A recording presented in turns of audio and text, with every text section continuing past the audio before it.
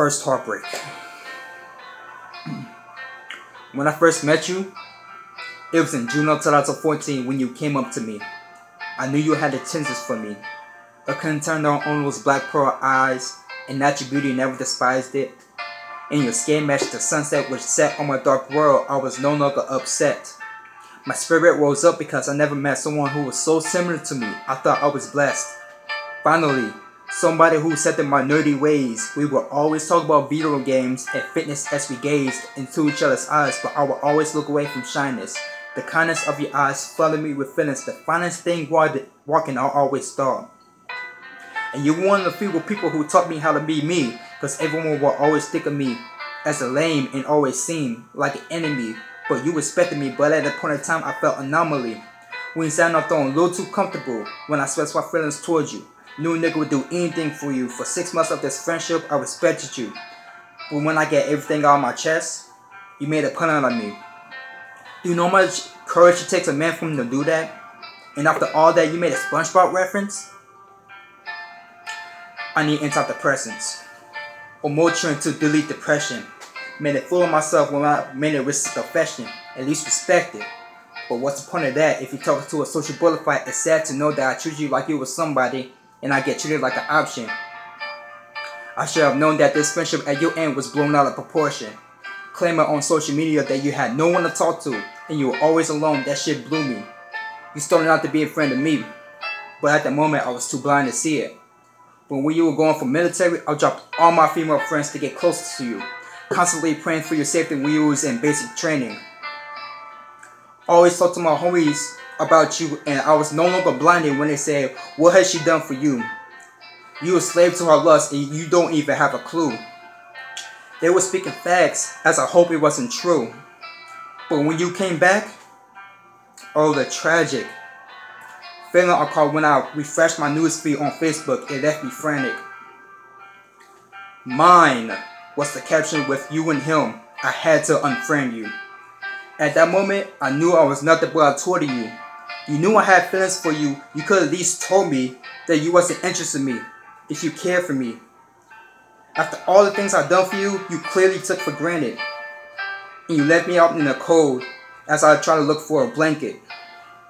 But I know you noticed you don't know where you happened to is gone, because months after I offended you, you might be on my Instagram asking why I unoffended you. And I told you that I was broken when you uploaded that picture of you and your dude. You had no clue how bad that hurted me, but you told me that he was a dipshit and a fuckboy. I thought I had another chance with you because I was no dipshit and a fuckboy. So my dumbass finished you back while my homies told me not to. Tell me that she isn't for you. She's just another girl he used. Man for her advantage, but I didn't listen. The Bible warned me about y'all too, but I'm too hard-headed. Despite of what they said about you, I made you my woman crush. Now peep that you're my very first woman crush. Then once again, you made a pun out of me. And that was the second time you did that to me.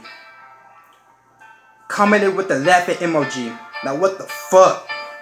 I thought you changed your ways, but you sucked all the happiness away from me. After all this time, I tried to make you happy, but sadly, I learned that you cannot make a social butterfly happy. As I become a caterpillar trying to break out of the shell of depression, when I soon found out that you are still with them, disgusting. And I try to wonder why you were with a cheater who has concubines. As I also wonder why that I fought with someone like you who used me. I was so asinine. And around that time, it made me want to grab that Tech 9 and point it in my head as my teary eyes is trying to see why you did that. But I couldn't see why. My vision was too blurry. But then I realized that this is life. People will use you and stab you in the back with the sharpest knife. So forget being sentimental. I'm over this. Like I smoked a double opiates.